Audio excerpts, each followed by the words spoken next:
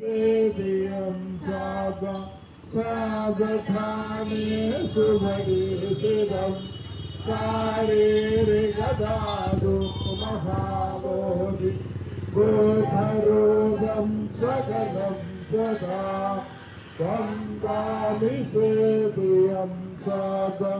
सावधाने सुभरीतिरं शारीरिकधातु महाबोधि बोधरूपं सकलं सदा भवतु शापमङ्गलं कृतं भगवता साधभूतानुभावेन सदा सोऽपि भवन्तु ते भवतु शापमङ्गलं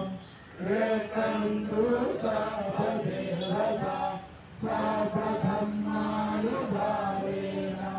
सदा सोऽपि भवन्तु ते भवतु सर्वमङ्गलं कृतं भगवता